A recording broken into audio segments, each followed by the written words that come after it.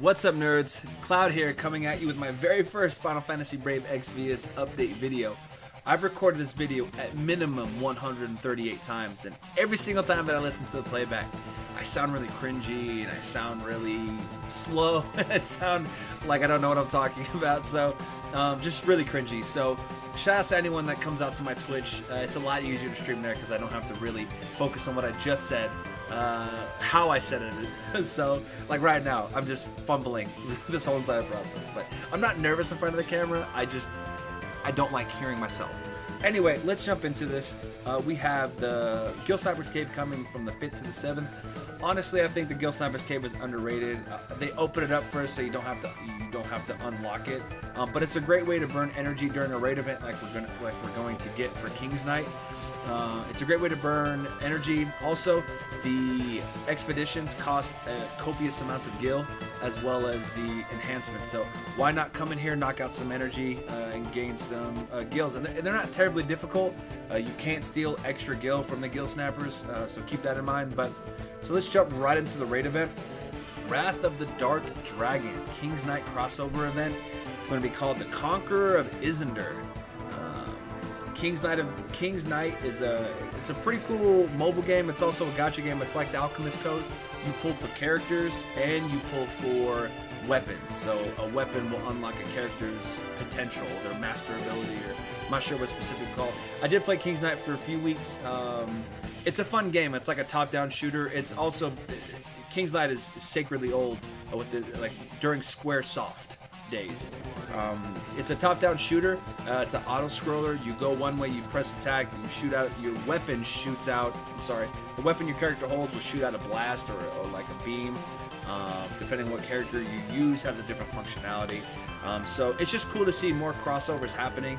I know King's Night is not the most hype, but it opens the door. It allows Gumi to show us that they're working towards a path of, hey, maybe you never heard of this game, or maybe because I guarantee people are going to check out King's Night, and vice versa. King's Night will check us out. So anyway, event periods run from the 5th of January to the 18th.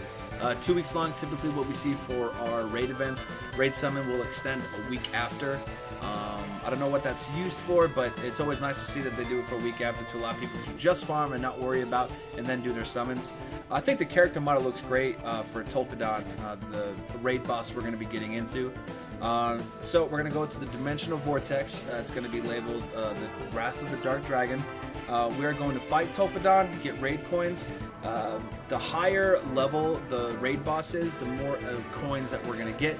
Also, the more event points you get. Each event point is going to give you a certain item, maybe a schematic, maybe a Moogle, or maybe any of the pots.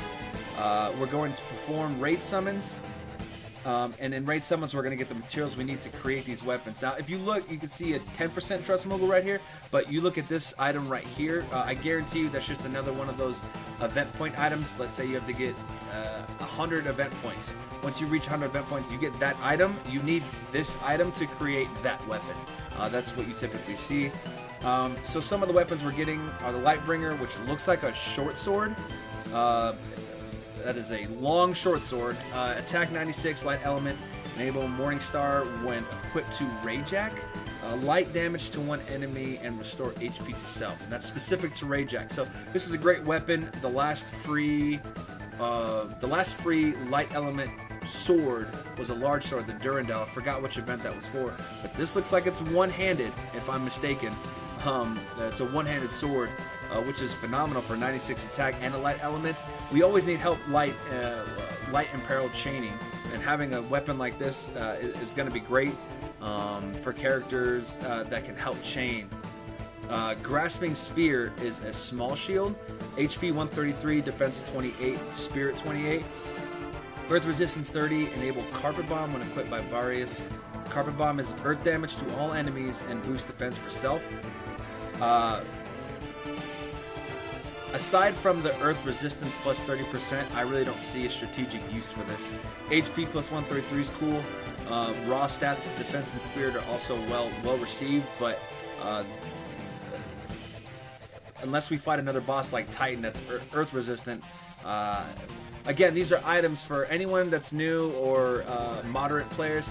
This is a free item you get as long as you do the event and as long as you summon on the raid. So all these are great weapons, but something everyone should get them and see if they can fit your team. But again, Earth Resistance 30 is the best thing I can see about that, unless its boost defense is 100% or 120%. Staff of Blizzards, Magic 78, which is a lot of magic. Attack 16 isn't that useful. Water elements enable aquatic implosion when equipped to Kaliva. Water damage to one enemy and boost defense for all allies. So this character, who is, this goes to Barusa, who is the tank of the event. This guy gets for all allies, so I just think it's funny that the mage. So this can, if you pull Kaliva, the mage can help throw some support. Again, the defense it just depends on how much that defense percentage is.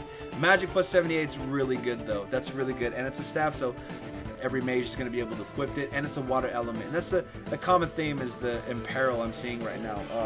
So wind edges, wind elements. We already have a dagger that's wind element. Plus 45's not the greatest, not the worst.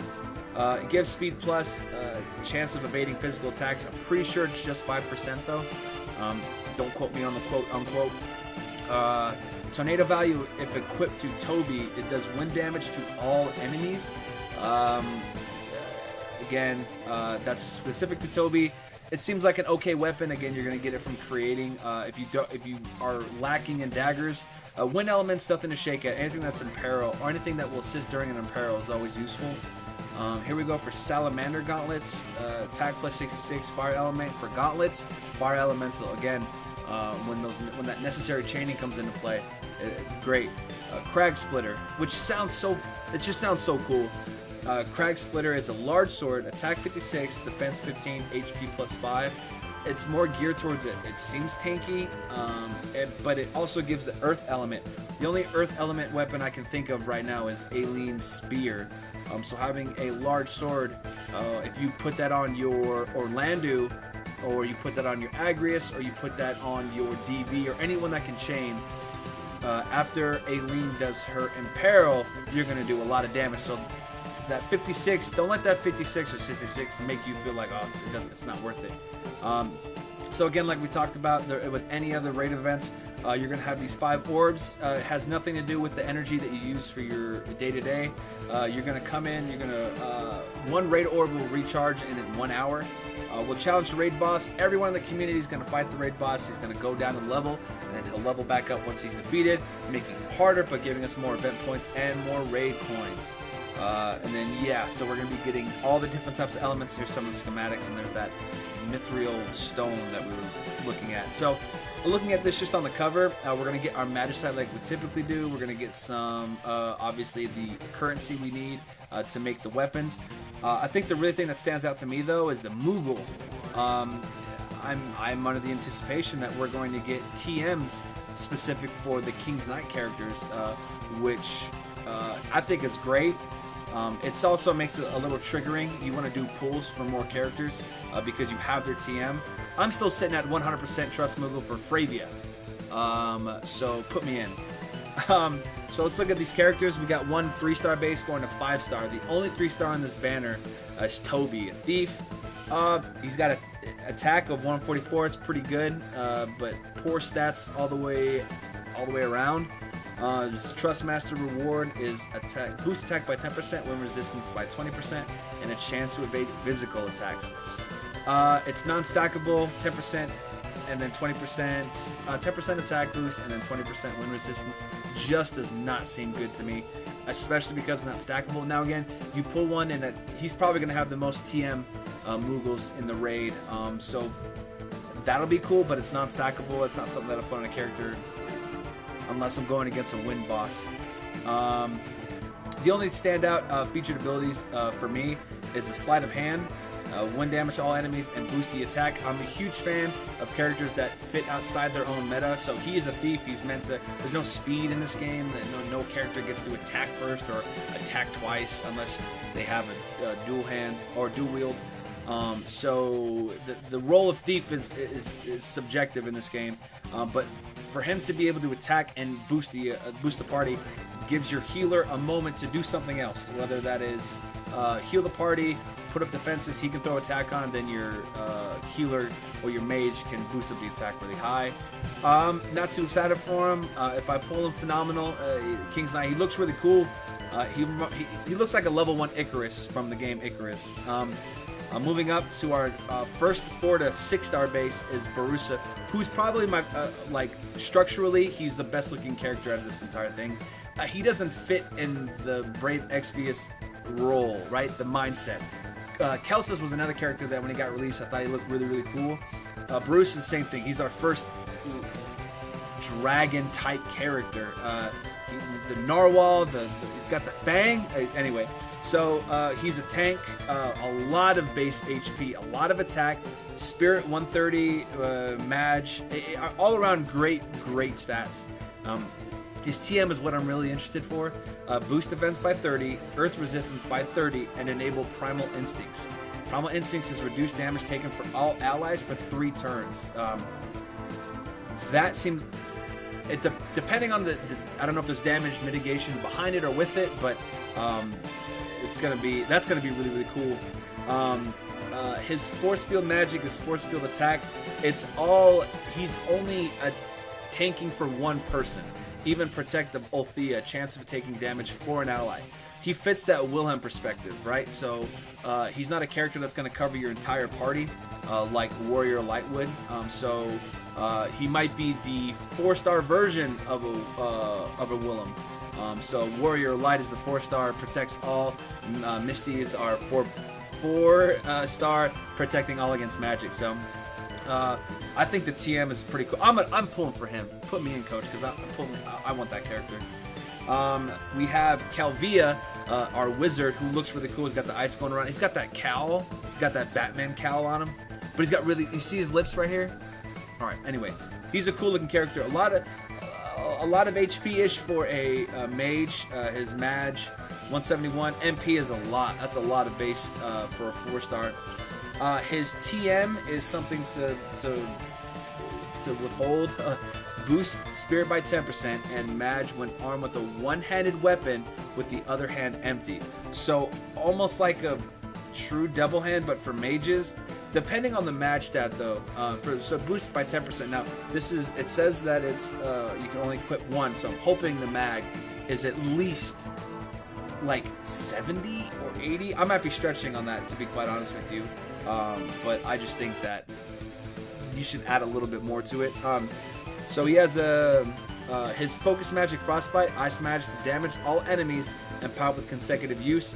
Again, I don't know if that's a chaining ability. We don't know where he's going to fit, because we're in that chaining meta, right? We're in that power creep of characters and magic characters alike need to have an imperil or chaining.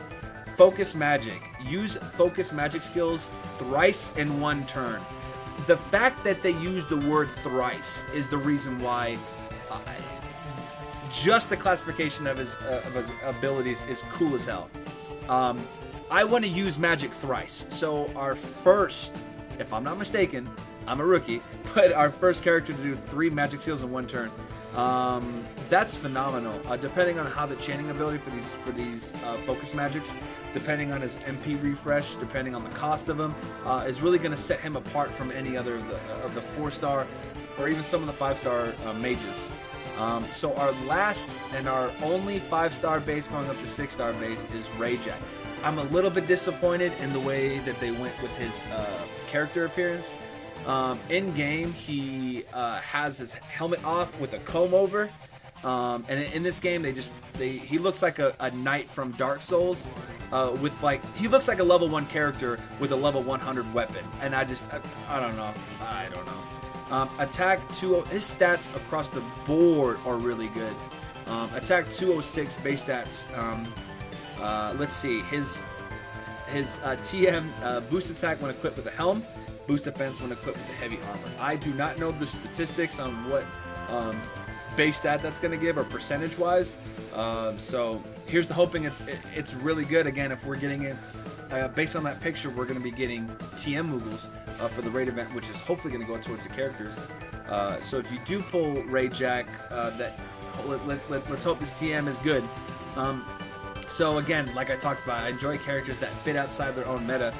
boost attack and defense, and light resistance for all allies. I think that's a really cool ability, depending, again, 100% based on the percentage of the abilities. But here's where he might fit in. He might just become top tier. Deal partial unmitigated damage and reduce light resistance for one enemy with Sacred Strike. That sounds a lot like our boy Orlando, okay? When Orlando does his chaining ability, it can chain with DV and it can chain with Agrius. If this Sacred Strike can chain with that, he's going to fit into the meta very well. He's going to have, specific to the light component, he's going to be able to assist with Orlando. So not just a character, everyone wanted 2B during the Nier event, but as soon as everyone pulled 2B, if you got A2, everyone used A2 and they kind of fell off. This is a character that could possibly stay on the roster if you pull for him and you get him. Guys, that is the end of the video. I cannot believe I made it to the end of it for this one. I apologize if the information I gave out wasn't the greatest. This is my first time attempting it. I'm sorry for scratching my chin. This was really cool. If you guys have any constructive criticism on how I could do this better, or what information I left out, or things I could do better, let me know. I'll try to make this a weekly thing. I don't know how the reception is going to be. Anyway, stay swole. Have a great day, guys.